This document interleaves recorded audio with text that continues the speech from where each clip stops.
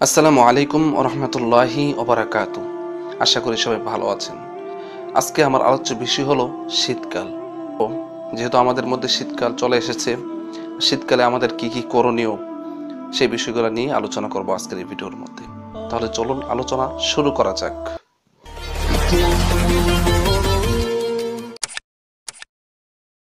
মুসনাদে আহমদ গ্রন্থের ১১,৭১৬ নম্বর হাদিসে সেখানে নবী করিম সাল্লাল্লাহু আলাইহি ওয়াসাল্লাম বলেছেন যে আশ-শীতা ও রবিউল মুমিন, অর্থাৎ শীতকাল হচ্ছে মুমিনের জন্য বসন্তকাল। নবী করিম সাল্লাল্লাহু আলাইহি ওয়াসাল্লাম এই জন্য বলেছেন শীতকাল মুমিনের জন্য বসন্তকাল, কারণ শীতকালে আমাদের জন্য আমল করার কয়েকটি সুযোগ এসে যায়। সেই সুযোগগুলোই সামনে আলোচনা করছি ইনশাআল্লাহ। এই হাদিসের এক পর্যায়ে বলা হয়েছে যে তোমরা বেশি বেশি রাত্রে নামাজ পড়ো এবং দিনের বেলায় রোজা রাখো। এই দুইটা দিক নিয়ে আলোচনা করছি। রাত্রের বেলায় নামাজ পড়ার কথা এই জন্য বলেছেন, শীতকালে রাত্রের বেলা সাধারণত খুব বড় হয়। আমরা যখন রাত্রের বেলা এশারের নামাজ পড়ে খাবার খেয়ে শুয়ে যাই, সাধারণত ৯টা-১০টা বাজে শুয়ে যাই, তখন ৩টা-৪টার দিকে দেখা যাচ্ছে অনেক মানুষের ঘুম ভেঙে যায়, প্রায় মানুষেরই ঘুম ভেঙে যায়। তখন আর ঘুম প্রয়োজন নাই, কারণ সে 10টার থেকে যখন 3টা পর্যন্ত 4টা পর্যন্ত ঘুমায় তার পর্যাপ্ত পরিমাণ ঘুম হয়ে যায়। তারপরে দেখা যাচ্ছে মানুষ বিছানার মধ্যে শুয়ে গড়াগড়ি করে এই পাশ ও পাশ করে শুয়ে থাকে, ঘুম আর চোখে আসে না, অস্থিরতা অবলম্বন করে। তখন সেই সময় আপনি শুয়ে না থেকে যদি উঠে উঁচু করে নামাজে দাঁড়িয়ে যান, তাহলে আপনি চিন্তা করে দেখুন, আপনি যে কষ্ট করে নামাজে দাঁড়ালেন, উজু করলেন এই শীতের মৌসুমে, সেই জন্য কিন্তু আল্লাহ তাআলা আপনাকে উত্তম প্রতিদান দান করবেন। এই জন্য শীতকালে বেশি বেশি রাত্রের নামাজ বেশি বেশি পড়া। তাছাড়া এই হাদিসের মধ্যে যে বলা হয়েছে দিনের বেলা রোজা রাখার কথা, এটা এই জন্য বলেছে যে আমরা সাধারণত দেখি যে শীতকালে কিন্তু দিন খুব ছোট হয়। আরেকটা দিক হলো যে শীতকালে আমাদের পানির তৃষ্ণা খুব কম লাগে, পানির তৃষ্ণা খুব কম লাগে। আর এই জন্যই নবী করিম সাল্লাল্লাহু আলাইহি ওয়াসাল্লাম আমাদেরকে ইঙ্গিত দিয়েছেন যেন শীতকালে বেশি বেশি দিনের বেলা রোজা রাখি। কারণ রোজা রাখার সময় যদি বেশি গরম থাকে অথবা পানির তৃষ্ণা বেশি লাগে বা দিন বড় হয়, তাহলে রোজা রাখতে একটু কষ্ট হয়। এই জন্য আমরা শীতকালে একটা সুযোগ পাইলাম, এই সুযোগের মধ্যে আমরা বেশি বেশি রোজা রাখার চেষ্টা করব। আরেকটা দিক হলো, চিন্তা করে দেখুন যে শীতকালে কিন্তু আমরা ইচ্ছা করলে আমাদের কাজা রোজাগুলা আদায় করতে পারি। কাজা রোজাগুলা আমরা সাধারণত অনেক মহিলারা দেখা যাচ্ছে রোজা রাখতে পারি না সমস্যা থাকার কারণে, আমরা পরবর্তীতে রোজাগুলা রাখতে হয়। আর সেই রোজাগুলা যদি আমরা শীতকালে রাখি তাহলে কিন্তু শীতকালে খুব কষ্ট কম হচ্ছে। আমরা রোজা ইচ্ছা করলে কাজা রোজাগুলা আদায় করতে পারি, বা আমরা ইচ্ছা করলে নফল রোজাগুলা বেশি বেশি আদায় করতে পারি। তাছাড়া আরো কয়েকটা দিক রয়েছে শীতকালের, সেই বিষয়গুলো নিয়ে আমরা আলোচনা করি। শীতকালের আরেকটা গুরুত্বপূর্ণ দিক হলো আদ-দুআউল তাবরানী নামক গ্রন্থের 1414 নম্বর হাদিস, সেখানের মধ্যে বলা হয়েছে যে নবী করিম সাল্লাল্লাহু আলাইহি ওয়াসাল্লাম বলেছেন যে 3টি আমল তোমাদের পাপ মোচনকে ক্ষমা করে দিবেন। সেই 3টি আমলের মধ্যে 1 নাম্বার হলো যে সংকট সময় দান করা, অর্থাৎ মানুষ যখন অসহায় অবস্থায় পড়ে থাকে তখন বেশি বেশি দান করা। তারপরে 2 নম্বরে বলা হয়েছে যে গরমকালে রোজা রাখা।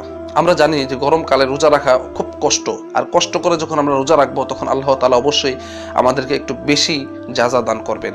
যেহেতু এটা গরমকাল না, এই জন্য আমি শীতের আমল নিয়ে আলোচনা করছি, এটাকে রেখে দিলাম, পরবর্তীতে গরমকাল আসলে ইনশাল্লাহ এই বিষয়টা নিয়ে আলোচনা করব। 3 নম্বরে বলা হয়েছে শীতকালীন উজু। এই দুইটা বিষয় নিয়ে আলোচনা করব, অর্থাৎ 1 নাম্বার সংকটকালীন দান এবং 3 নাম্বার শীতকালীন উজু। তাহলে চলুন 1 নাম্বারটা নিয়ে আলোচনা করি। আমরা সাধারণত দেখি যে শীতকালে মানুষ শীতের কাপড় না থাকলে খুব কষ্ট করে। আপনি যদি সে সময় তার শীতের একটা কাপড়ের ব্যবস্থা করে দিতে পারেন, তাহলে আল্লাহ তাআলা আপনাকে খুব ভালোবাসবেন। আমরা বাংলাদেশের মধ্যে সাধারণত দেখি যে উত্তরবঙ্গের মানুষ উত্তরবঙ্গে সাধারণত শীত একটু বেশি পড়ে, যার কারণে ওইখানকার গরিব মানুষ যারা তারা খুব কষ্ট করে। ঘরের ভিতরে শীতের কারণে তারা রাত্রে ভালোভাবে ঘুমাতে পারে না। আপনি তাদের জন্য যদি একটা শীতের কাপড়ের ব্যবস্থা করেন, তাহলে আল্লাহ তাআলা আপনাকে উত্তম জাযা দান করবেন। তাছাড়া আপনি আরামে ঘুমান। আমরা সাধারণত দেখি লেপ কম্বল এগুলা নিয়ে খুব আরামে ঘুমাই। পারলে অনেকে রুমের ভিতরে গরম হিটারের ব্যবস্থা করে যাতে রুমের ভিতরে কোনো শীত না লাগে। তাহলে আপনি চিন্তা করে দেখুন, আপনি শীত থেকে বাঁচার জন্য এত ব্যবস্থা করছেন, কিন্তু আপনার পাশেই আরেকজনে রাস্তার মধ্যে শুয়ে আছে, তার শীতের কোনো পোশাক নাই, সে তার লুঙ্গিটাকে বা সামান্য একটা কাপড় সালা এগুলা গায়ে দিয়ে পড়ে আছে, আপনি যদি তার একটা শীতের কাপড়ের ব্যবস্থা করে দিতে পারেন, তাহলে আল্লাহ তাআলা অবশ্যই আপনাকে উত্তম প্রতিদান দান করবেন। আমরা এই বিষয়টার প্রতি খেয়াল রাখবো। তাছাড়া এই হাদিসের 3 নম্বরে যেটা বলা হয়েছিল সেটা হলো যে শীতকালীন উজুর ব্যাপারটা চিন্তা করে দেখুন, শীতকালে উজু করলে কিন্তু অনেক কষ্ট, অনেক শীত। সাধারণত আমরা দেখি যে পানির মধ্যে যখন হাত লাগাই তখন মনে হয় এসিড মনে হয় শরীরের মধ্যে রেখে গেছে। এই এত কষ্ট করে যখন আমরা উজু করব, তাহলে আল্লাহ তাআলা অবশ্যই তার জন্য আমাদেরকে উত্তম প্রতিদান দিবেন। আর উজু নিয়ে আরো কয়েকটা দিক রয়েছে, সেই বিষয়টা নিয়ে আপনাদের সামনে আলোচনা করি। উজু নিয়ে কিন্তু আরেকটি হাদিস আছে, সে মুসলিম শরীফের 251 নম্বর হাদিস। সেই হাদিসের মধ্যে নবী করিম সাল্লাল্লাহু আলাইহি ওয়াসাল্লাম বলেছেন যে আমি কি তোমাদেরকে এমন 3টা আমলের কথা বলবো যে 3টা আমল করলে আল্লাহ তাআলা তোমাদের পাপ রাশি ক্ষমা করে দিবেন এবং জান্নাতের মধ্যে তোমাদেরকে উচ্চ মাকাম দান করবেন। তখন সাহাবা একরাম বলল, ইয়া রাসূলুল্লাহ, অবশ্যই আপনি আমাদেরকে সেই 3টা আমলের কথা বলুন। তখন নবী করিম সাল্লাল্লাহু আলাইহি ওয়াসাল্লাম বলেছে যে 3টা আমলের মধ্যে 1 নম্বর হচ্ছে তোমরা সংকটের সময় ভালোভাবে উজু করা, এটাই আমাদের বিষয়, বাকি তারপরও 2টা বলে দিচ্ছি। আর 2 নম্বরে বলছে যে অধিক পরিমাণে মসজিদের দিকে গমন করা। আর 3 নম্বরে বলা হয়েছে যে এক নামাজ আদায় করে পরবর্তী নামাজের জন্য অপেক্ষারত বসে থাকা। তাহলে চলুন 1 নম্বর বিষয়টা নিয়ে আলোচনা করি। এই সংকটকালে ভালোভাবে উজু করা, এটা বলা হয়েছে শীতকালকে বোঝানোর জন্য। অর্থাৎ শীতকালে উজু করা এটা আমাদের জন্য খুব সংকট মনে হয়। এই সংকটকালে যখন আপনি ভালোভাবে উজু করবেন, এর কারণ হচ্ছে আমরা দেখি যে শীতকালে যখন আমরা উজু করি তখন উজুর সময় উজু করার পরে অনেক জায়গা শুকনা থেকে যায়, সেই শুকনা থাকলে কিন্তু আপনার উজু হবে না। এই জন্য ভালোভাবে উজু করতে হবে শীতকালে।